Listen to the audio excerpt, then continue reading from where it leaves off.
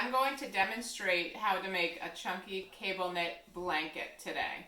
We're going to use this thick yarn and just use one spool of yarn so you can just get the hang of how a blanket is made. So let's get started. First thing we're going to do is make a slip knot with this end of the yarn.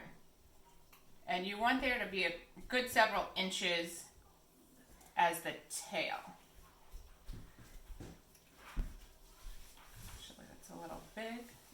I make my tail about this big. So there's my tail, and this is my slip knot, and this is my first stitch. Now to make my second stitch, I'm going to come up through the bottom of the first stitch and pull it through. Now I have two stitches. You want all of your stitches to be the same size. So this might require you to do some undoing and redoing until you get them all the same size. I'm going to make the third stitch now by coming up through the second stitch and pulling it through. All right, so we have 3 stitches so far. That's 1, that's 2, that's 3. We're going to keep going until we have about 15 stitches in my first row. This is called casting on. Creating the first row is called casting on. So that's 4,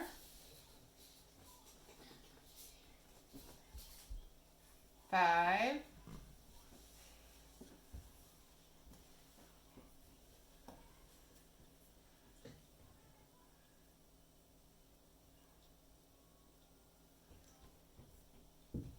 6,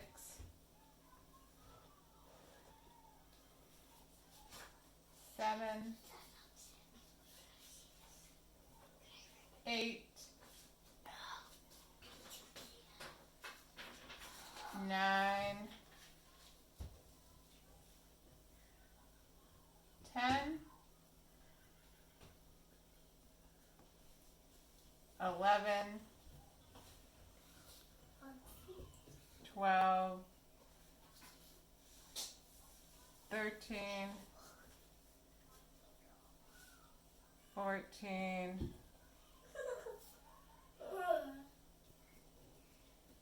15. All right, so we've done our first row, and now we're ready to create our second row. So in order to do that, I'm going to look at my last stitch. I'm going to come up through the back of my last stitch and create a new stitch for the second row. And now I slightly pull it so my finger's in there, and by pulling it, all of the stitches will be the same size. Now I'm going to come up through the bottom of the next stitch. Slightly pull it. Come up through the next stitch. And I keep going, pulling each stitch tight so they're the same size. And I keep going until I get to the end of my first row, coming up through that bottom stitch. Each time I'm coming up through this bottom stitch of the original row.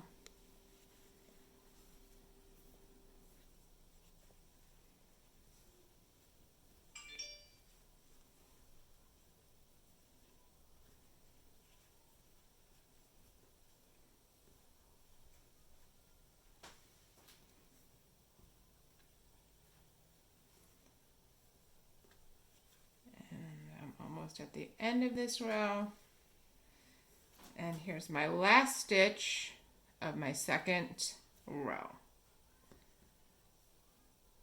So I have 15 stitches, and I want to make sure that all of my 15 stitches still are there. If for some reason a stitch went like this and sort of slipped through and it's not there anymore, I can fix it by just going like that. If you happen to miss a stitch, you'll have to unravel your whole blanket and start from where you missed a stitch because it will start to come unraveled. So we're starting our third row. Again, you put your finger, you'll pull it tight, So the stitches are all the same size. So we're coming up through the bottom of each stitch in the second row.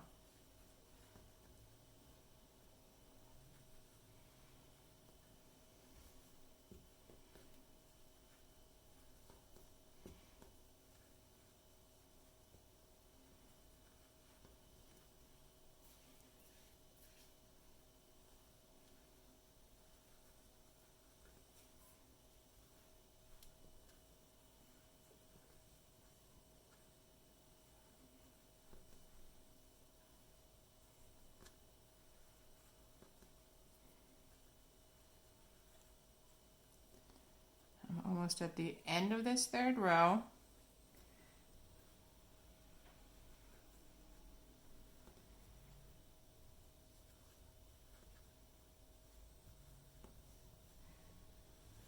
And that's the end of the third row, and I will continue until we get to the end of the blanket.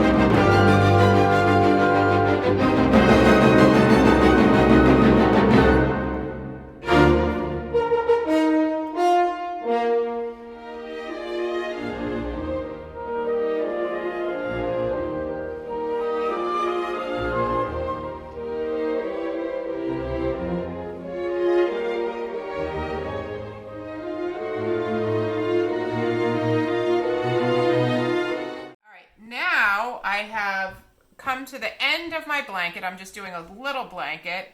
You'll do a much bigger one where you will join together multiple spools of yarn. But just for demonstration's sake, I am going to show you how to cast off and end your blanket. So this is my last row. Now what I'm going to do is come up through my last loop and come up through the next loop